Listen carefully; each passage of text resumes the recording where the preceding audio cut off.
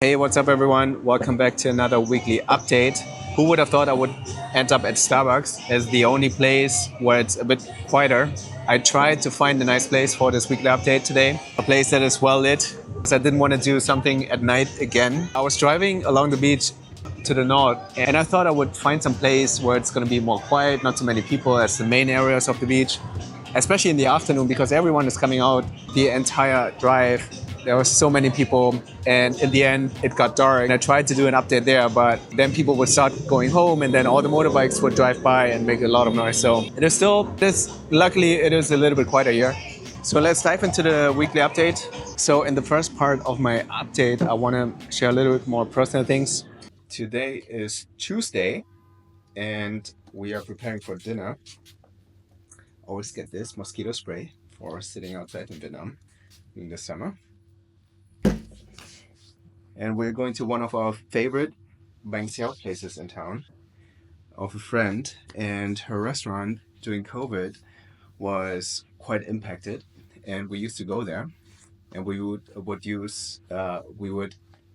hang out with her, and over time we just became friends, and we're still supporting her because her restaurant is really good, the food is really good, and it's actually our favorite bánh xèo in town. So I'm gonna check it out. And now in August, they actually moved to a bigger place because the old place was getting too small, getting too busy. So we're gonna check out the new place. Yesterday we drove by and it was actually super busy. So let's see how it's gonna be today. Okay, so their specialty is really the Vietnamese pancakes. Bánh xèo just came. That's a trick. They tell you not to do it, but we always do it. Put one sauce into the other. Chili sauce and maybe it's peanut sauce. I love to use the plate. It's much more easy for beginners. So I use this. Use your hands. Get dirty. No one really cares. So my technique is this. I put the veggies first. So if the bánh xèo is too crunchy, it doesn't break the rice paper. And it's a gigantic bánh xèo.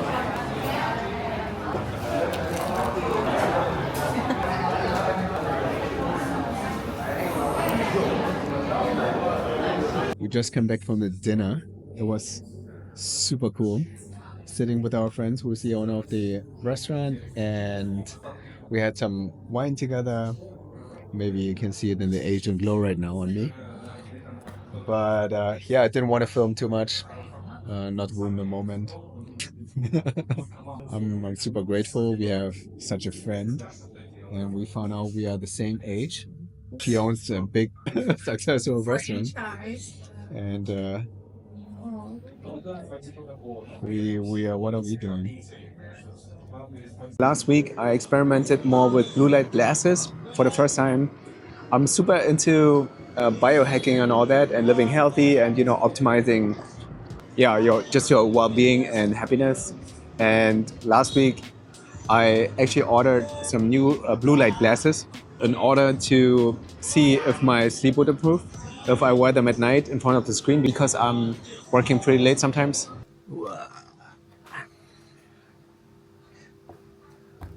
How does it look? It's quite nice, eh? So I will test them tonight to see how much of the blue light it actually blocks. And normally I have my computer set to reducing all the blue lights on the screen, so it just focuses on the warm colors at night. So that helps a lot with sleeping. But I wanted to test them in case walking outside on the streets and having going out at night having a lot of blue light.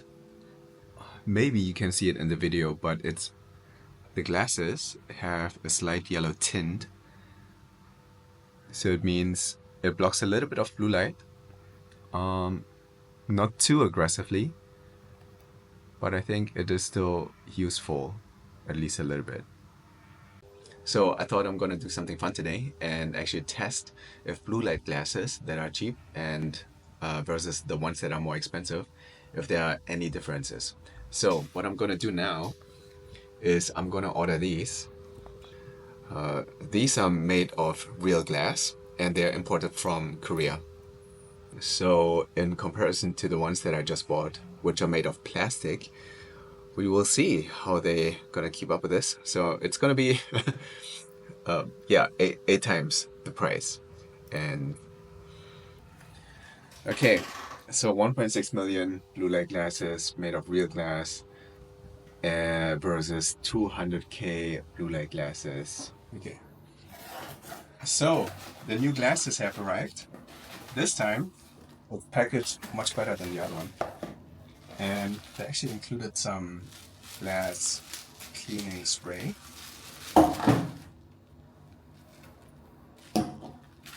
Okay.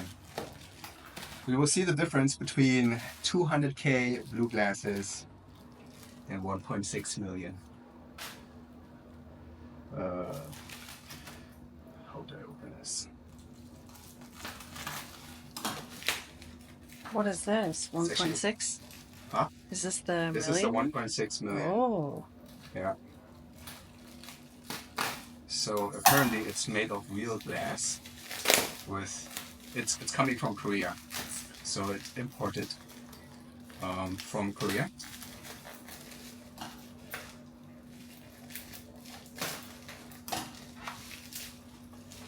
Can we get closer? That's the name of it. So it's sealed, which is great. Or maybe it's just a sticker. Isn't a sticker a seal? Huh? Isn't a sticker a seal? Yeah, but it's not like loose like this, you know? Wow. Okay, much more high quality packaging compared to the last one. This is actually, I mean, I don't think that makes the 1.4 million difference, but the packaging is actually really nice. Wow. Okay. I can't. It's stuck on your face.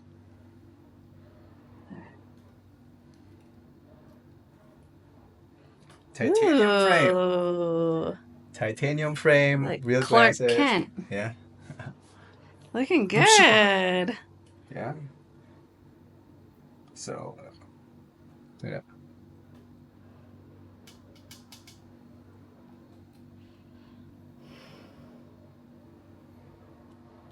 Right.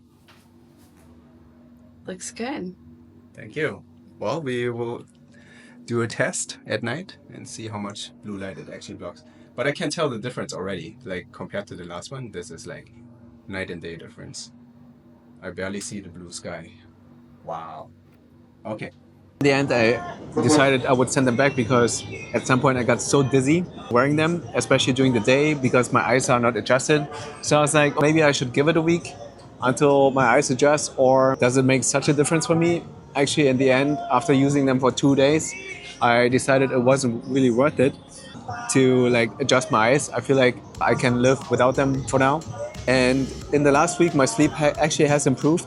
In my previous updates, I was sharing that I started taking creatine, and that would actually impact my sleep negatively.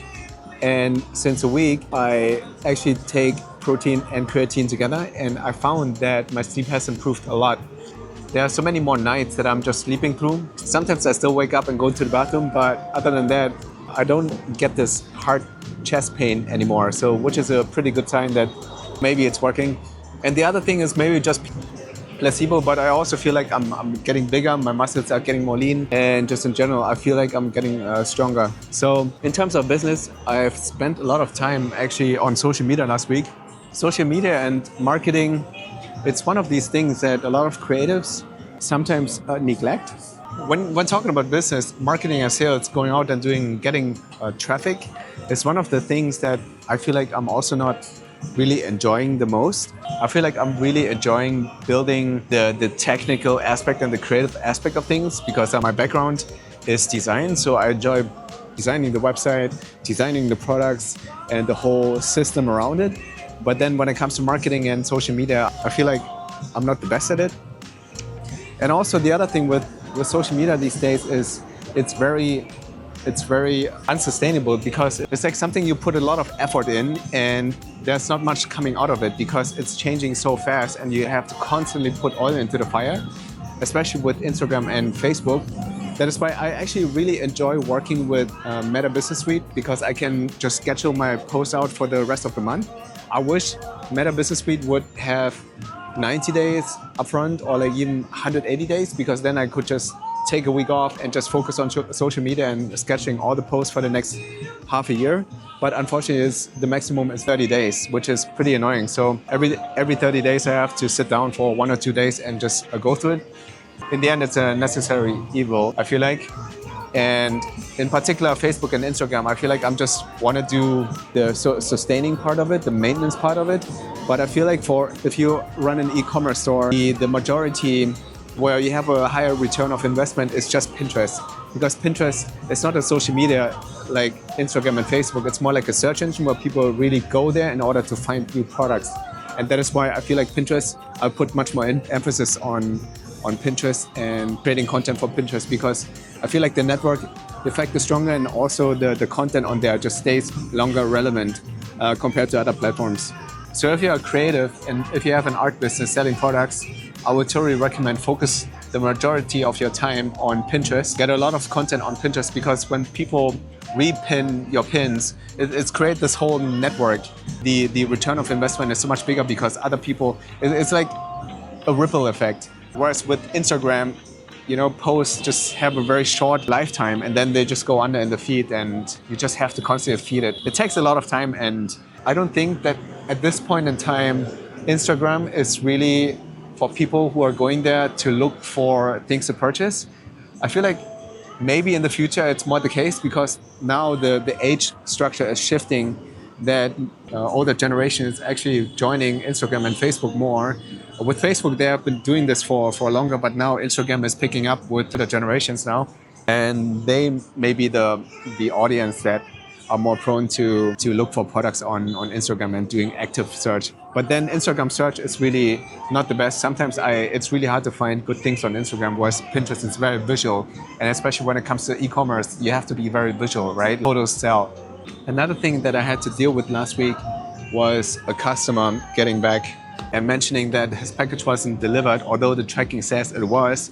So these kind of customer support emails are very common in e-commerce, and a lot of times it's easy to solve, but sometimes you have these moments where it's a bit harder to solve. Especially in this case, I found it's a bit more tricky because the customer was complaining that no tracking email was sent. And so I have all the server logs, I have all the email logs, and in the server logs, it was confirmed that the email was sent out, received, and also opened right after the email was sent. So by saying that after the customer mentioned that no email with tracking was received and that nothing was delivered, I got a little bit suspicious, to be honest. In the end, I want all my customers to be happy, but these scams are getting so common these days that people say it wasn't delivered, although tracking says it was. I get that a lot of times, you have like porch pirates and all these people stealing stuff. But in the end, as a seller, you can't really control everything. Once it's sent, you're out of control. Yeah, let's see what the best thing in this case is because I'm not exactly sure. I remember a few years ago, I would get pretty emotional about this, but over the years I detached myself on this and just try to solve it in the best way that benefits both.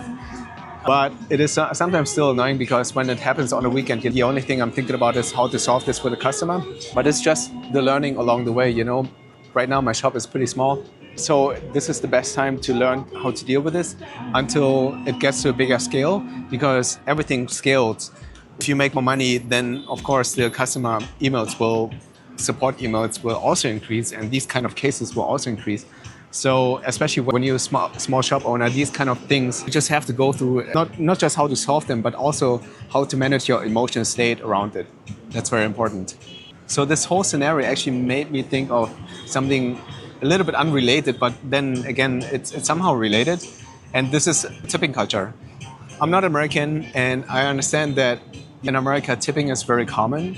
In Asia and in other places, it wasn't so common in the past. I remember when I was living in Japan, it was not common. I don't know, I haven't been to Japan in a long while, but I remember in Japan, there's no tipping culture. The waiter would run after me to return the money. And I remember in China, this happened to me also. I would try to give tip and they just wouldn't take it. Here in Vietnam right now, it's getting more common, and I've noticed that when I was in Germany, it was also more common. So I really enjoy tipping for great service and making someone's day. I remember during my time in high school, I was working in my parents' business. We had a small restaurant, and I would always serve customers. And back in the day, tipping wasn't so common in Germany, but if you had like 20 cents, 30 cents of tip, that would be great. If a customer would tip 50 cents, that would be amazing, man. I was like, are you sure? 50 cents these days is really nothing, but back in the day, it was like really made my day. And when a customer tipped one euro, which is almost equivalent to $1 these days, it's like, damn, that's a good tip. And these days, it's just so common to tip 10, 20%. It's happening out of habit these days that we sometimes don't really think about it anymore. So the correlation to online businesses, it made me think about this. And like, why is it so common in the hospitality industry that we are so okay with tipping, yet in other industries or other, jobs, we don't really tip. I just take an example. Why don't we tip like nurses? Why don't we tip like cashiers in the supermarket? Why don't we tip like the garbage truck guy? If you would remove all these professions, all these jobs tomorrow, it would create quite a havoc in our lives, right? No one was picking up our trash. We would not know what to do with it. And also if the nurse was gone tomorrow, we would have a lot of trouble. Yet if a restaurant would be gone, like in COVID times, we would know how to survive. We would cook our own food.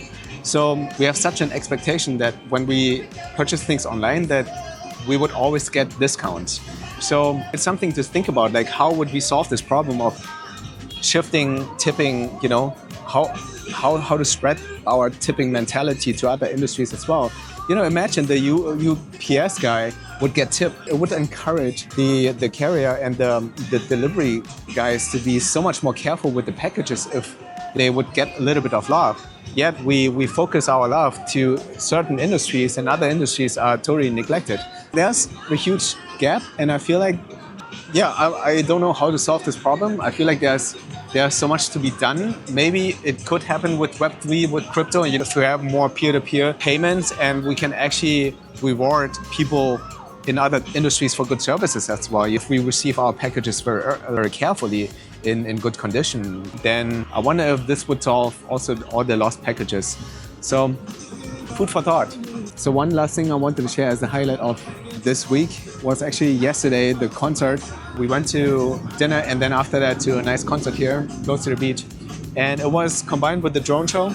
And it was the first drone show that I've ever witnessed. I saw the advertisement for it and the images that the drones made were amazing on the photo.